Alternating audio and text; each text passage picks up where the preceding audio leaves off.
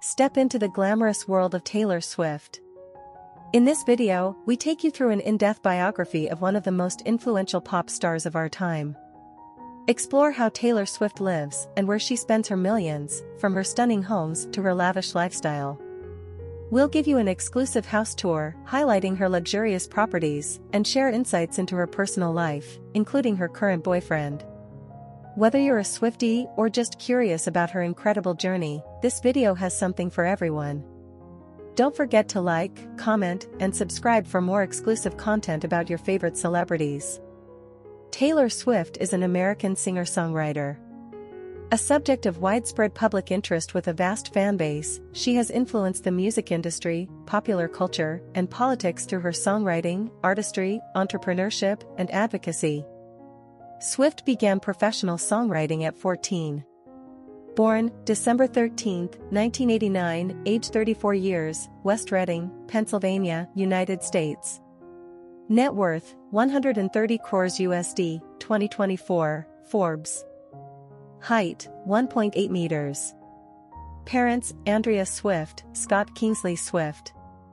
Siblings, Austin Swift. Taylor Swift net worth $1 billion. Life and career. Early life. Taylor Allison Swift was born on December 13, 1989, in West Reading, Pennsylvania.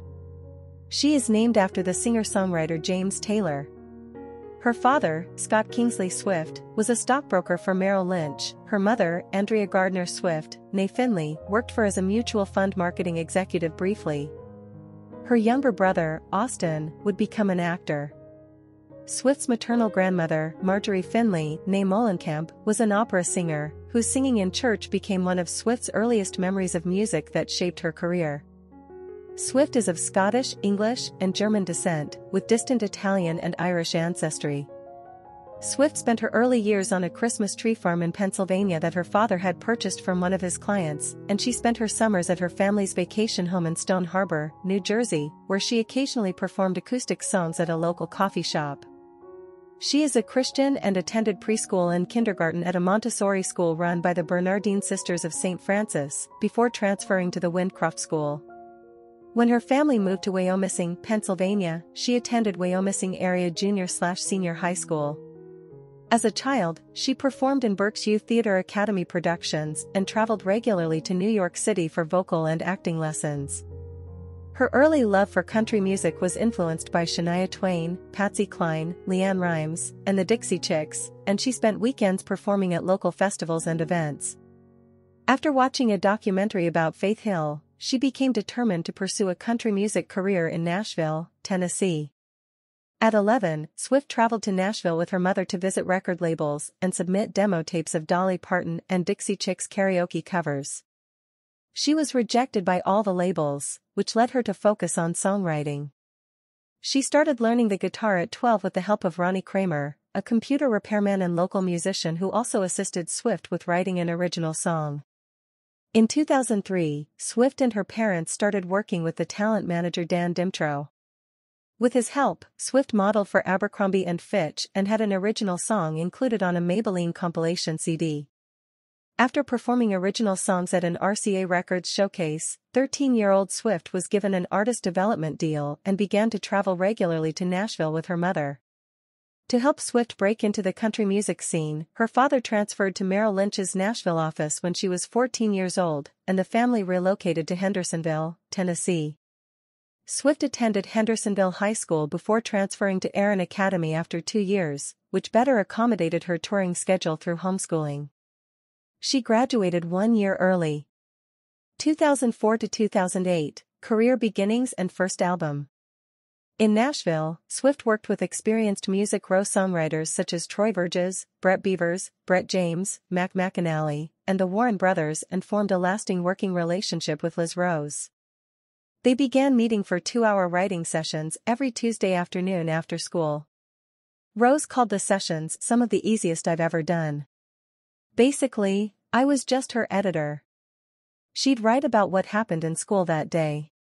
She had such a clear vision of what she was trying to say. And she'd come in with the most incredible hooks. Swift became the youngest artist signed by Sony/ATV Tree Music Publishing, but left then BMG-owned RCA Records, later bought by Sony Music, at the age of 14 due to the label's lack of care and them cut other people's stuff. She was also concerned that development deals can shelve artists and recalled, "I genuinely felt that I was running out of time. I wanted to capture these years of my life on an album while they still represented what I was going through." Taylor Swift singing on a microphone and playing a guitar. At an industry showcase at Nashville's Bluebird Cafe in 2005, Swift caught the attention of Scott Borchetta, a DreamWorks Records executive who was preparing to form an independent record label, Big Machine Records. She had first met Borchetta in 2004. She was one of Big Machine's first signings, and her father purchased a 3% stake in the company for an estimated $120,000. She began working on her eponymous debut album with Nathan Chapman. Swift wrote or co-wrote all album tracks, and co-writers included Rose, Robert Ellis Orrall, Brian Marr, and Angelo Petraglia. Released in October 2006, Taylor Swift peaked at number 5 on the United States Billboard 200, on which it spent 157 weeks, the longest stay on the chart by any release in the United States in the 2000s decade. Swift became the first female country music artist to write or co-write every track on a platinum-certified debut album. Big Machine Records was still in its infancy during the June 2006 release of the lead single, Tim McGraw, which Swift and her mother helped promote by packaging and sending copies of the CD single to country radio stations. She spent much of 2006 promoting Taylor Swift with a radio tour and television appearances. She opened for Rascal Flatts on select dates during their 2006 tour, as a replacement for Eric Church. Borchetta said that although record industry peers initially disapproved of his signing a 15-year-old singer-songwriter, Swift tapped into a previously unknown market, teenage girls who listen to country music. Following Tim McGraw, 4 more singles were released throughout 2007 and 2008, Teardrops on My Guitar, Our Song, Picture to Burn and Should Have Said No. All appeared on Billboard's Hot Country Songs, with Our Song and Should Have Said No reaching number 1. Our Song made Swift the youngest person to single-handedly write and sing a Hot Country Songs #1 single, and Teardrops on My Guitar was Swift's breakthrough single on mainstream radio and charts. Swift released 2 EPs, the Taylor Swift Holiday Collection in October 2007 and Beautiful Eyes in July 2008.